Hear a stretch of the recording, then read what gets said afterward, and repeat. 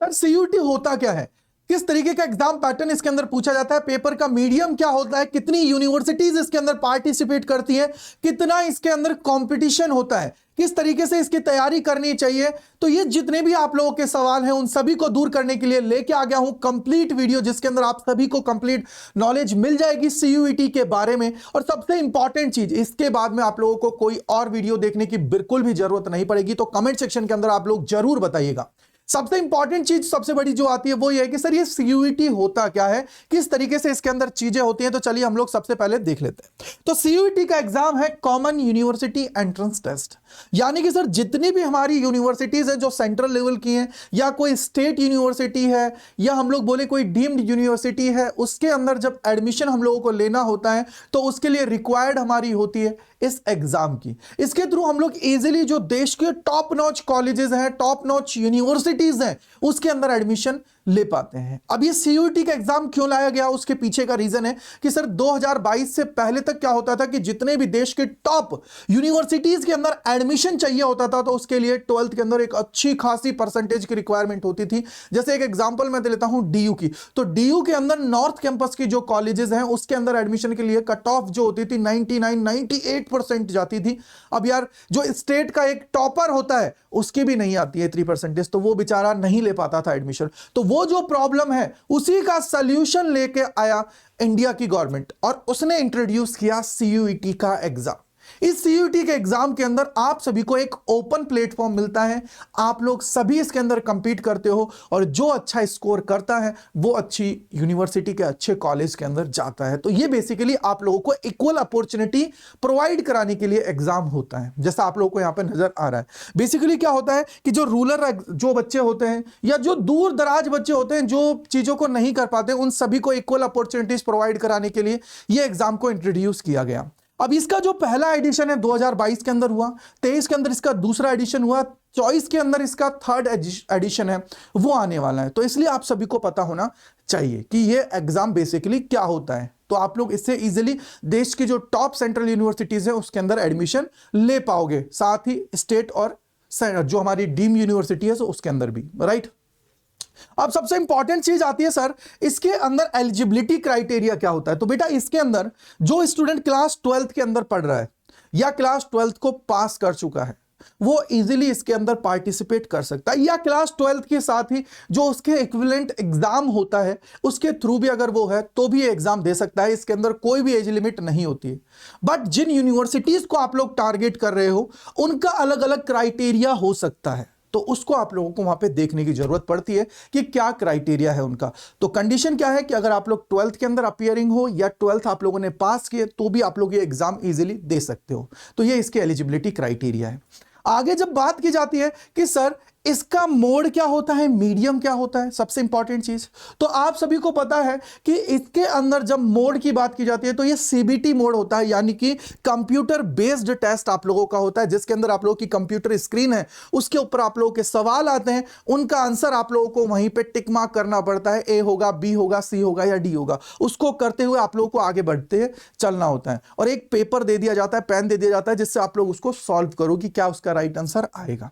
Second चीज, इसका medium of exam क्या होता है, किस तरीके का मीडियम होता है। तो बेटा बेसिकली जो इसका पेपर का जो पैटर्न होता है वो आप लोगों के इतनी जो लैंग्वेजेस हैं आप लोगों की उन सभी में कंडक्ट कराया जाता है, जैसे इंग्लिश हुआ, हिंदी हुआ, असमी हुआ, बंगाली हुआ, गुजराती हुआ, कन्नड़ हुआ, तेलुगु हुआ। तो ये जितनी भी लैंग्वेजेस हैं जो आप लोगों को यहां पे दिख रही हैं उन सभी में इसका पेपर आता है। तो आप लोग जब पेपर पैटर्न जब आपके सामने आता है तो आप लोगों को वहां पे चूज करना पड़ता है कि किस लैंग्वेज में आप लोग चाहते हो पेपर देना। पेपर का मीडियम आप लोगों को सेलेक्ट करना पड़ता है, क्वेश्चन पेपर जो आप लोगों का होने वाला है। जैसे अगर मुझे हिंदी अच्छे से आती है तो मैं हिंदी दूंगा, इंग्लिश आती है तो इंग्लिश, और किसी को अपनी मातृभाषा है जो मान लीजिए कि वो तमिल में पढ़ा हुआ है तो तमिल में पेपर दे तो इजीली उसका काम हो जाएगा।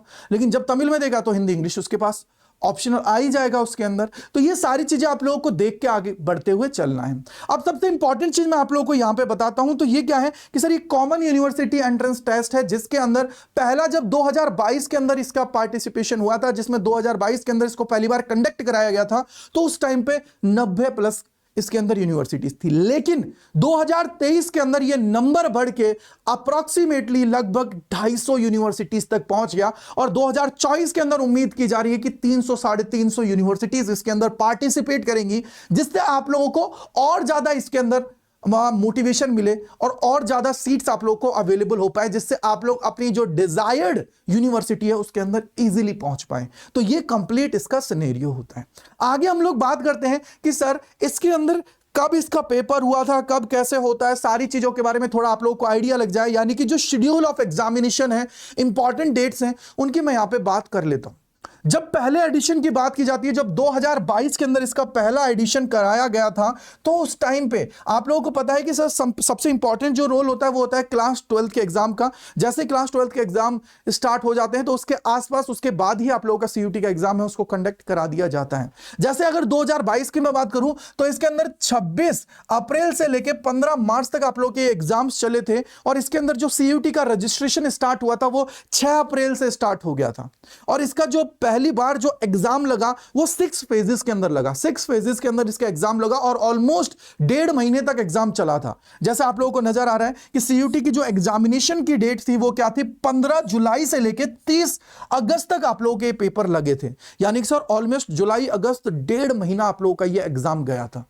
और इसका जो सबसे पहले आंसर की थी, आंसर की कब आ गई थी, आंसर की आप लोगों को 9 सितंबर को आ गई थी और इसके बाद में आप लोगों को 2 दिन प्रोवाइड किए गए थे जिसके अंदर आप लोग क्या कर पाते हो, उसको चैलेंज कर पाते हो। चैलेंज का मतलब ये होता है कि एनटीए ने जो आप लोगों को आंसर दिया है क्या उससे आप लोग सेटिस्फाई हो, अगर सेटिस्फाई हो तो ओके है, नहीं हो तो उसको आप लोग चैलेंज कर सकते हो। एक छोटा अमाउंट फीस लगता है, उसके थ्रू आप लोग क्या कर पाओगे, उसको चैलेंज कर पाओगे। तो ये आपको ध्यान रखना है।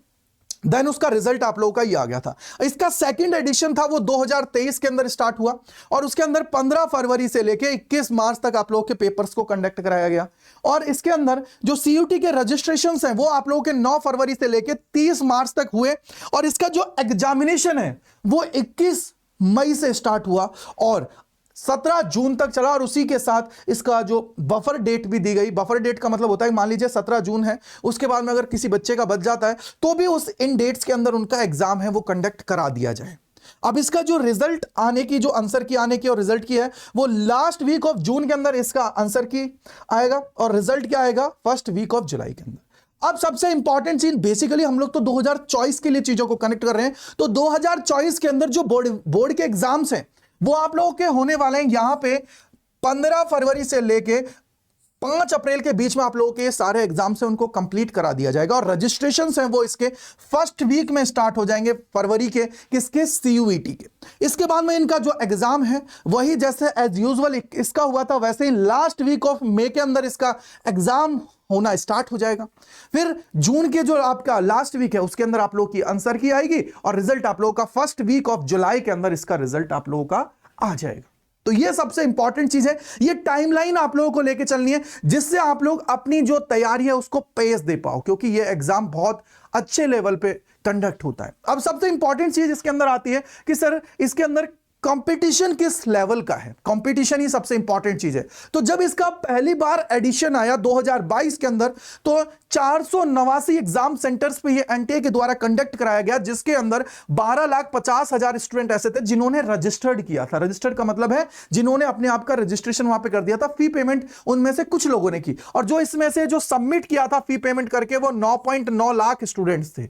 जब 2023 की बात करें तो 2023 में यह आंकड़ा इंक्रीज हो गया और यहां पे एग्जाम सेंटर्स हो गए 1000, एग्जाम सेंटर्स भी इंक्रीज करना पड़ा और साथ ही सबसे इंपॉर्टेंट चीज यहां पे लोगों ने जो रजिस्ट्रेशन किया वो 16.85 लाख लोग थे जिन्होंने क्या किया, इसके लिए रजिस्ट्रेशन किया और रजिस्ट्रेशन करने के बाद में 14.99 लाख ऐसे स्टूडेंट्स थे जिन्होंने अपनी फी को पेमेंट कर दिया, फी का पेमेंट उन्होंने कर दिया। यानी कि सर यहां पे देखें तो अच्छा खासा अमाउंट, लगभग 4 लाख प्लस स्टूडेंट्स इंक्रीज हो गए, कंपटीशन इंक्रीज हो गया। और यहां पे भी देखिए लगभग ऑलमोस्ट यहां पे देखूं तो 4 लाख, लगभग 5 लाख के समथिंग अपना अप्रोक्सीमेटली यहां पे क्या हुआ, बच्चे आ गए। यानी कि सर ये तो सीधा सीधा बहुत कंपटीशन इंक्रीज हुआ। और जब 2024 की बात की जाती है तो यही उम्मीद की जा रही है भैया कि आप लोगों का जो रजिस्ट्रेशन है वो 25 लाख तक पहुंच जाएगा और देश का सबसे बड़ा एग्जाम ये हो जाएगा 2024 के अंदर। और उसके साथ ही जो कैंडिडेट्स हैं जो इसको सबमिट करेंगे वो अप्रोक्सीमेटली 20 लाख प्लस होंगे, यानी कि सर कंपटीशन तगड़े लेवल का हो गया है। और इस कंपटीशन को निकलने के लिए जरूरत होती है परफेक्ट गाइडेंस और परफेक्ट स्ट्रेटेजी की, जिसके लिए आप लोगों को ऐसे प्लेटफॉर्म से जुड़ना है जिससे आप लोगों की तैयारी एकदम धमाकेदार तरीके से हो जाए। 12th भी आप लोग पढ़ लो और साथ ही अपनी तैयारी को भी अच्छे लेवल पे कर जाओ, क्योंकि कंपटीशन के अंदर अपने आप को बनाए रखना सबसे इंपॉर्टेंट चीज है। अगर मैं दिल्ली यूनिवर्सिटी की बात करता हूं, नॉर्थ कैंपस सबसे ज्यादा इंपॉर्टेंट होता है। बीएचयू की बात करूं तो उसके अंदर आप लोगों का जो कंपटीशन है वो मेन कैंपस के लिए सबसे इंपॉर्टेंट है, क्योंकि वो सीट्स जो होती है ना प्रीमियम सीट्स होती हैं और उनके अंदर अपने आप को पहुंचाने के लिए मेहनत ज्यादा जरूरत करनी होती है। तो इसके लिए आप लोग हमारे जो लेटेस्ट बैचेस हैं उनके साथ जुड़ सकते हो यूजिंग द कोड Y485। ये Y485 आप लोग कोड लगाओगे, ये डिस्काउंट कोड है, इजीली आप लोग क्या कर पाओगे बेटा, इसके अंदर पार्टिसिपेट कर पाओगे। अब सबसे इंपॉर्टेंट चीज क्या है, देखिए यहां पे बात आती है कि सर इसका स्कीम ऑफ एग्जामिनेशन क्या होती है, किस तरीके से इसके अंदर एग्जाम होता है। तो बेटा इसके क्या किया जाता है, इसको 3 सेक्शंस में डिवाइड किया जाता है। फर्स्ट सेक्शन जो आप लोगों का होता है उसको लैंग्वेज सेक्शन बोला जाता है। सेकंड सेक्शन जो होता है उसको डोमेन सेक्शन बोला जाता है। थर्ड जो होता है उसको बोला जाता है जर्नल टेस्ट। अब अलग अलग यूनिवर्सिटीज की अलग अलग डिमांड होती है। फॉर एग्जाम्पल जैसे मैं डीयू की बात करूं तो डीयू जर्नली क्या बोलती है कि भैया एक लैंग्वेज आप लोगों के पास होना जरूरी है और 3 डोमेन्स, अगर ये आप लोगों के पास है तो आपका काम चल जाएगा। और अगर जीटी भी आप लोग ले लेते हो तो भैया आप लोग क्या कर पाओगे, लगभग 99% जितने भी कोर्सेज हैं डीयू के अंदर सबके लिए एलिजिबल हो जाओगे। और जब बीएचयू की बात की है तो बीएचयू क्या कहती है, भैया अगर लैंग्वेज और जीटी आप लोगों के पास है तो आप लोग बीए के कोर्सेज के लिए चले जाओगे, अदरवाइज किसी में आप लोगों को जाना है तो डोमेन्स की जरूरत आप लोगों की पड़ने वाली है। तो ये अलग अलग तरीके का कॉम्बिनेशन होता है। तो इसलिए आप लोगों को क्या करने की जरूरत है, जब भी सीयूईटी के आप लोग लैंग्वेज और इसको सेलेक्ट करने वाले हो तो इसके अंदर 2-3 चीजें आप लोगों को ध्यान रखनी है कि भैया जो ये लैंग्वेज सेक्शन है उससे आप लोगों को कम से कम एक लैंग्वेज तो उठानी है।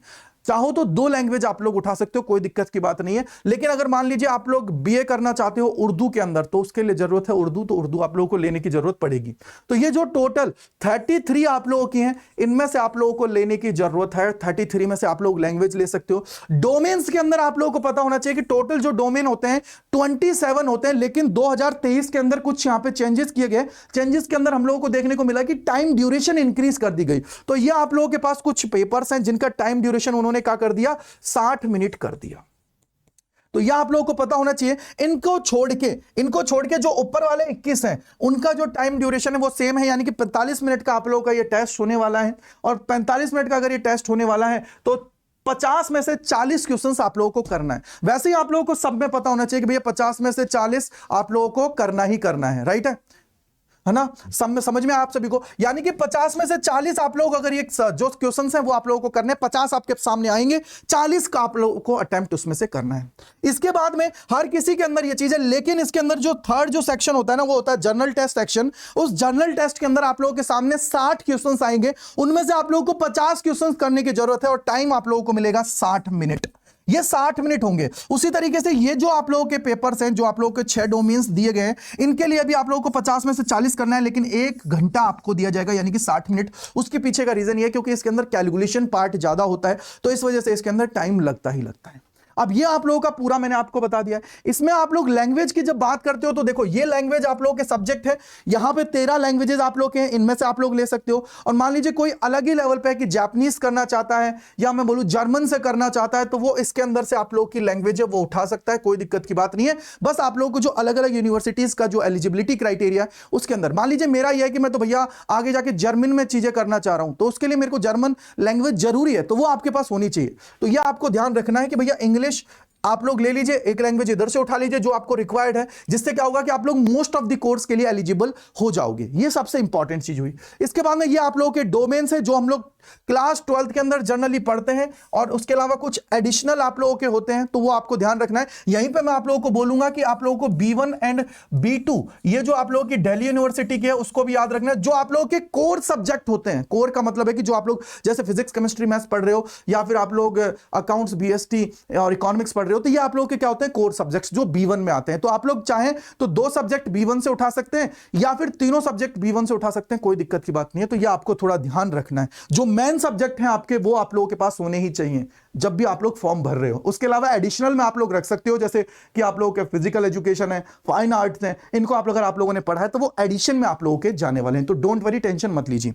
और थर्ड जो है वो है जनरल टेस्ट। जनरल टेस्ट के अंदर करंट अफेयर भी आ जाता है, स्टैटिक जीके भी आ जाता है, क्वांट्स भी आ जाता है, आप लोगों का रीजनिंग भी आ जाता है। ये सारी चीजें आप लोगों के जनरल टेस्ट के अंदर आता है। तो ये आप लोगों का पूरा डिटेल हुआ इसके बारे में। अब आगे बात आती है कि सर मैक्सिमम हम लोग कितना चुन सकते हैं सब्जेक्ट्स। तो भैया आप लोगों के लिए जो ये ऑप्शन दिया गया था जब 2022 में पहली बार इंट्रोड्यूस हुआ, तो उसके अंदर 9 सब्जेक्ट्स आप लोग मैक्सिमम ले सकते थे। 9 सब्जेक्ट का मतलब क्या हुआ, यहां पे आप लोग मान लीजिए मैंने 2 लैंग्वेज ले लिया, एक आप लोगों का जर्नल टेस्ट हो गया, यानी कि 3 तो ये हो ही गया, और 6 डोमेन मैंने ले लिया। इस तरीके से आप लोग ले सकते हो। ये मैक्सिमम लिमिट है, मैक्सिमम है, याद रखिएगा। और एक चीज हमेशा मैं बोलूंगा कि जो क्लास 12th के अंदर आप लोगों ने पढ़े हैं ना बेटा, वो तो आपको यहां पे लेने ही लेने, जिससे क्या हो कि आप लोगों का एलिजिबिलिटी क्राइटेरिया बना रहे। थोड़ा सा ये दिमाग में रखिएगा, नहीं तो फिर दिक्कतें होती हैं, तो उन दिक्कतों से आप लोग दूर हो पाए। वैसे ही 2023 के अंदर 10 सब्जेक्ट को बढ़ा दिया गया, मतलब यानी कि पहले 9 था, इसको 10 कर दिया गया, यानी कि एक सब्जेक्ट को और इंक्रीज कर दिया, जिससे स्टूडेंट के लिए एलिजिबिलिटी क्राइटेरिया और इंक्रीज हो जाए, स्टूडेंट आगे इजीली जा पाए, राइट। और उसके बाद 2024 के अंदर भी ये 10 ही होने वाला है। अब सबसे इंपॉर्टेंट चीज है कि सर इसके अंदर हम लोग कैसे प्रिपरेशन करें, क्या क्या चीजें हम लोगों को करने की जरूरत है। तो बेटा मैं यही बोलूंगा, एनसीईआरटी रामबाण है, एनसीईआरटी से आप लोगों का नीट जेई जितने भी एग्जाम्स होते हैं वो सारी चीजें होती है, उसके अंदर से आप लोगों को परफेक्टली चीजें पढ़ने की जरूरत है। और कहीं कहीं पे एनसीईआरटी एग्जाम्पलर्स भी होता है, तो वो आप लोगों को भी कर लेना है। और एक रेफरेंस बुक आप लोगों को अपने साथ रखना है, जिससे क्या होगा कि इजीली सारी चीजों को कर पाए। अब सबसे इंपॉर्टेंट चीज है कि सर एनसीईआरटी तो इतनी बड़ी है, कैसे हम लोग पढ़ेंगे, कैसे चीजों को करेंगे, कैसे हम लोग पीवाईक्यूज करेंगे, कैसे हम लोग मॉक टेस्ट लगाएंगे, ये सारी जो चीजें ना, इसी से एक रैंक होल्डर निकलता है, 100 परसेंटाइलर निकलता है, 200 में से 200 मार्क्स लाने वाला निकलता है। तो उसके लिए एक ही चीज मैं बोलूंगा, सबसे इंपॉर्टेंट चीज जो अड्डा 24/7 सीयूटी का परिवार है, उसके अंदर सबसे इंपॉर्टेंट जो चीज है वो ये है, वो है हमारे बैचेस। तो आप लोग हमारे लेटेस्ट बैचेस में जुड़ सकते हो। और मैं तो यही बोलूंगा, लेटेस्ट बैचेस में जुड़ने के लिए आप लोगों को एक कूपन कोड लगाना होता है, वो है Y485। इससे क्या होता है, आप लोगों को मैक्सिमम डिस्काउंट इसके अंदर मिल जाता है, मैक्सिमम डिस्काउंट। इस कोड को लगाते ही मैक्सिमम डिस्काउंट मिल जाता है। कोड क्या है, Y485। तो आप लोग यहां पे लेटेस्ट बैचेस के अंदर एनरोल कर सकते हो। और महापैक, भैया महापैक का मतलब है बाप ऑफ ऑल दी बैचेस, यानी कि इसको अगर ले लिया तो इसके बाद में पूरे साल भर आप लोगों को और कोई बैचेस परचेस करने की जरूरत नहीं है। जितने भी बैचेस आएंगे अड्डा 24/7 सीयूटी पे, वो सारे आप लोगों को इसके अंदर मिल जाएंगे। इजीली आप लोग इसके अंदर सब्सक्राइब ऑटोमेटिक हो जाओगे। जितने भी बैचेस आएंगे वो सभी आप लोगों को मिलते जाएंगे, अगर महापैक आपके पास है तो। अब कैसे इसको एनरोल करना है वो भी मैं आप लोगों को बता देता हूं। सबसे इंपॉर्टेंट चीज देखिए, आप लोगों को सिंपली गूगल के ऊपर जाना है, और गूगल के ऊपर जैसे ही आप लोग जाओगे तो यहां पे टाइप करना है अड्डा 24/7। पहले लिंक पे क्लिक करना है और यहां पे ये लिंक आपके सामने खुल जाएगा। यहां पे आप लोगों को क्या करना है, ऑल कोर्सेज पे जाना है। यहां पे होता है अंडर ग्रेड एंट्रेंस एग्जाम। इसके बाद में सीयूईटी पे क्लिक करना है, और सीयूईटी के अंदर देखो ये रहा 2024 जहां लिखा हुआ है, उसके अंदर आप लोग क्लिक करके आगे बढ़ सकते हो। चाहे कॉमर्स के हो, साइंस के हो, आर्ट्स के हो, या फिर आप लोग इंग्लिश लैंग्वेज जर्नल टेस्ट अगर फाउंडेशन पढ़ना चाहते हो तो वो भी यहां पे अवेलेबल है। तो सबसे पहले अगर मैं सीयूटी 2024 साइंस पे जाना चाहता हूं, कॉमर्स पे जाना चाहता हूं, कहीं भी जाना चाहता हूं, उस पर क्लिक करिए। और उसके बाद में देखिए जो भी हमारे लेटेस्ट बैच होते हैं वो आपके सामने खुल जाएंगे। ये देखिए ये रहा, ये है हमारा लेटेस्ट एम्बिशन बैच। जितने भी बैचेस होंगे वो सारे यहीं पे आ जाते हैं। आप लोग जाइए, उसको एनरोल करिए, अपनी तैयारी को धमाकेदार तरीके से कर लीजिए, और शपथ ले लीजिए कि भैया मेरे को तो टॉप नॉच कॉलेजेस में जाना है, और इंडिया के अंदर सबसे अफोर्डेबल फीस है ये आपके लिए, ठीक है। तो यहां पे जैसे ही जाओगे बाय नाउ पे आपको जाना है, और यहां पे कूपन कोड जो मैंने आप लोगों को बताया है Y485, ये आप लोगों को लगा देना है। जैसे ही आप लोग लगाओगे देखिए यहां पे आप लोगों को 17% का डिस्काउंट मिल गया है। ऑटोमेटिक 17% आप लोगों की प्राइस है वो कम हो जाएगी। तो इस तरीके से आप लोग जितने भी जो भी बैचेस के अंदर जाना चाहते हो उसके अंदर जा सकते हो। लेकिन याद रखिएगा 2024 के बैचेस के अंदर आप लोगों को एनरोल करना है। और इसके अलावा जो महापैक है जिसके बारे में मैं आप लोगों को बता रहा था, वो कैसे, देखिए यहां पे लिखा हुआ है सीयूटी महापैक। इस पे क्लिक करेंगे तो जितने भी हमारे महापैक हैं वो सभी में मिल जाएंगे आपको। एक महापैक होता है विद बुक्स, एक होता है विदाउट बुक्स, यानी कि बुक्स आपके घर पे पहुंच जाएंगे और बिना बुक के लोगे तो बुक्स आप लोगों को सिर्फ ई बुक की फॉर्म में मिलेंगे जिसको आप लोग पढ़ पाओगे। तो मान लीजिए आप लोगों ने क्या किया, आर्ट्स का लेना चाहते हो, कॉमर्स या फिर साइंस, जिसका भी लेना चाहते हो आपके सामने सारे अवेलेबल हैं। फॉर एग्जांपल आर्ट्स पे आप लोगों ने क्लिक किया, विद बुक्स आप लोगों ने क्लिक किया है महापैक। तो महापैक अगर विद बुक्स आप लोगों ने क्लिक किया है तो इसको नीचे करना और यहां पे देखो बाय नाउ पे जाओगे, कूपन कोड आप लोगों को लगाना है Y485। ये देखिए इसको लगाते हैं 12,117 रुपए में आप लोगों को मिल जाएगा 17% का डिस्काउंट। तो इस तरीके से क्या है, आप लोग इजीली इसके अंदर एनरोल कर पाओगे। Y485 लगाइए और अपनी तैयारी को एक नेक्स्ट लेवल पे बढ़ा दीजिए। राइट भाई, आई होप कि आप लोगों के सारे डाउट्स हैं वो क्लियर हो गए होंगे। तो इस कूपन कोड को याद रखिएगा Y485, तो आप लोग इजीली इसके अंदर एनरोल कर पाओगे। Thank you so much and bye bye to all. और कमेंट सेक्शन के अंदर जरूर बताइएगा कि अब आप लोगों के एक भी डाउट, सिंगल भी डाउट अब बचा नहीं होगा। तो इसको अपने जितने दोस्त हैं, फ्रेंड्स हैं, सभी को शेयर कर दीजिएगा जिससे उन सभी को भी इसके बारे में आइडिया लग जाए। Thank you and bye bye to all.